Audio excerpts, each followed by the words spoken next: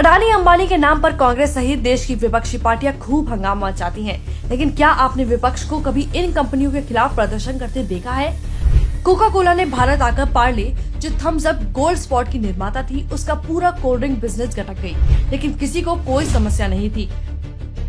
Blue dart, DHL और FedEx जैसी courier सेवा कंपनियां आई, अपने खुद के विमान भी खरीद लिए।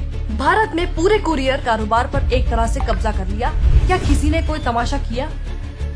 यहाँ तक कि भारत में चीनी और कोरियाई मोबाइल कंपनियों ने दशकों का एक छत्र राज किया। क्या किसी ने उसका विरोध किया? और तो और नेस्ले, मैगी, ITC, पेप्सी जैसी कंपनियों ने कृषि क्षेत्र में भी प्रवेश कर लिया। क्या किसी ने इनके विरोध में शोर शराबा मचाया?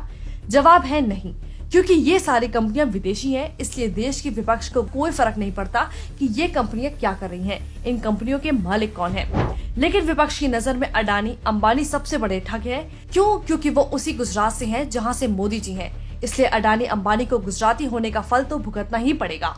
विपक्ष की नजर में पूरे हेल्थ इंडस्ट्री पर कब्जा कर गरीब जनता को महंगी दवाई बेचने वाली विदेशी फार्मा कंपनियां महान हैं, लेकिन भारतीय आयुर्वेद को दुनिया में नई दिशा देने वाली पतंजलि भारत के लिए खतरनाक है।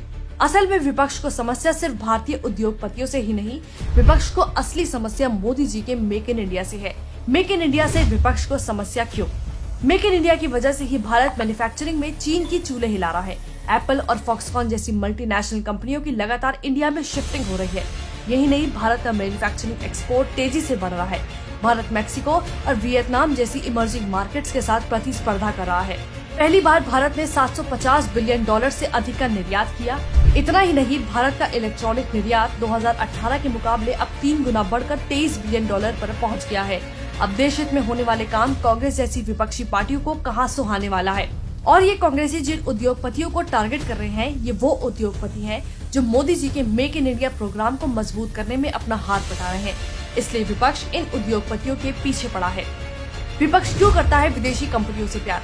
आपको याद होगा, कोविड के दौरान जब भारतीय कंपनियां कोरोना वैक्सीन बनाने की दिशा में काम कर रही थी, तब राहुल गांधी और उनकी पार्टी के नेता फाइजर और मॉडर्ना की लॉबिंग कर रहे थे। सरकार पर उन्हें जल्द से जल्द खरीदने का दबाव बना रहे थे। ये सब बीजेपी के विरोध के लिए नहीं था, लेकिन इन लोगों की मानसिकता ये है कि विदेश में बनी है तो भारतीय से बेहतर होगी। और कुछ लोगों की नॉन स्टॉप डिमांड को देखकर ऐसा भी लगा था कि शायद उन्हें दलाली मिल रही थी इन विदेशी फार्मा कंपनियों का परचम लहराने की।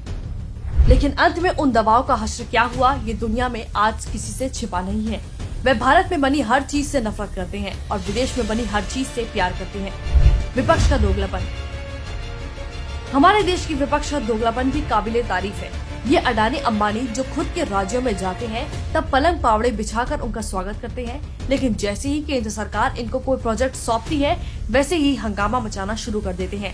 तो अब सवाल ये उठता है कि देश हित के प्रोजेक्ट पर अड़ंगा डालकर उद्योगपतियों को टारगेट करके इन विपक्षी पार्टियों को मिलता क्या है? सवाल ये भी है, विदेशी कंपनियों की लॉबिंग के पीछे आखिर वजह क्या है? कांग्रेसी नेताओं को इन कंपनियों से क्या लाभ मिलता है?